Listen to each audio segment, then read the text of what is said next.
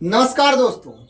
भारत और पाकिस्तान के बीच चल रहे युद्ध में जब अमेरिका ने मध्यस्थता कराते हुए दोनों देशों से कहा कि युद्ध को यहीं समाप्त किया जाए और सीज फायर को लागू किया जाए, तो दोनों देश इस पर राजी हो गए।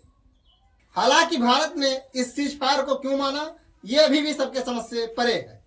हम इस पे एक अलग वीडियो बनाकर बात करने वाले हैं, मगर आज हमारा मुख्य मुद्दा यह है कि भारत और पाकिस्तान के बीच चल रहे युद्ध में आखिर अमेरिका क्यों कूदा और उसने दोनों देशों को युद्ध न करने की सलाह क्यों दी। इसके पीछे अमेरिका का एक बहुत बड़ा स्वार्थ छिपा है। जी हाँ, आप सोच रहे होंगे कि अमेरिका ने मानवता को ध्यान देते हुए कि दोनों ही तरफ से जान माल का हानि न हो, इसलिए युद्ध को रोकना जरूरी है, यह सोचकर युद्ध रुकवाया है।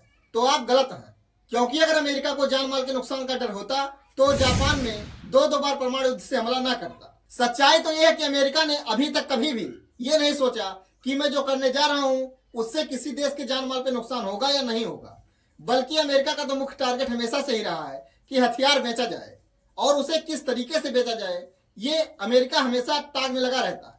और इसी कूटनीति के तहत ही अमेरिका ने भारत और पाकिस्तान के बीच चल रहे युद्ध को रुकाया। अब इसमें आप सोच रहे होंगे कि अगर युद्ध होता तब तो अमेरिका हथियार बेच पाता, अगर युद्ध ही नहीं होगा तो अमेरिका का हथियार कहां से बिकेगा।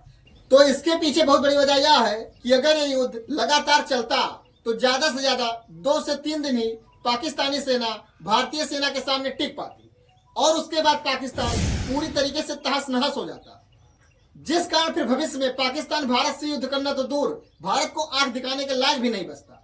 तो ऐसे में जब भारत को अपने सबसे बड़े दुश्मन से छुटकारा मिल जाता तो आने वाले समय में वो फिर न युद्ध करता और न ही हथियार खरीदता, जिससे अमेरिका का लाखों हजार करोड़ का नुकसान होने वाला था। क्योंकि भारत अमेरिका से हर साल लाखों करोड़ का टर्नओवर करता है और उससे हथियार खरीदता है।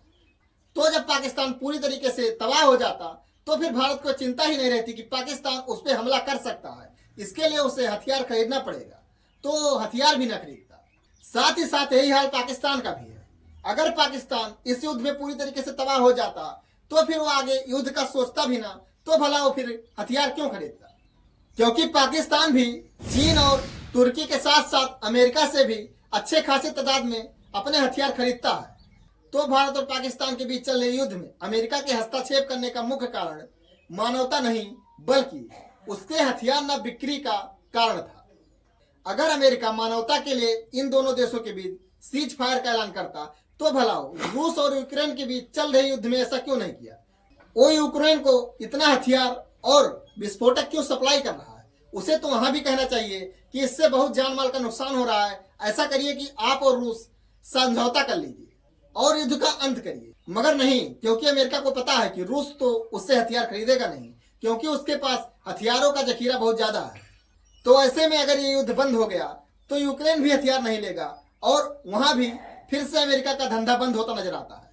तो इसीलिए वो यूक्रेन को चढ़ाया हुआ है कि आप लड़ते रहिए, मैं आपके पीछे लगा हूं, आपको हथियार दे रहा हूं। और ऐसे कर करके अमेरिका धीरे धीरे यूक्रेन को कंगाल करता जा रहा है। आपके हिसाब से क्या लगता है, अमेरिका ने भारत और पाकिस्तान के बीच चल रहे युद्ध को क्यों रुकाया, इसका मुख्य कारण क्या हो सकता है? कमेंट बॉक्स में कमेंट करके जरूर बताएं। और अगर वीडियो पसंद आए तो वीडियो को लाइक, चैनल को सब्सक्राइब और बेल आइकन को प्रेस करना ना भूलें। आपसे मिलते हैं जल्द ही, तब तक के लिए जय हिंद।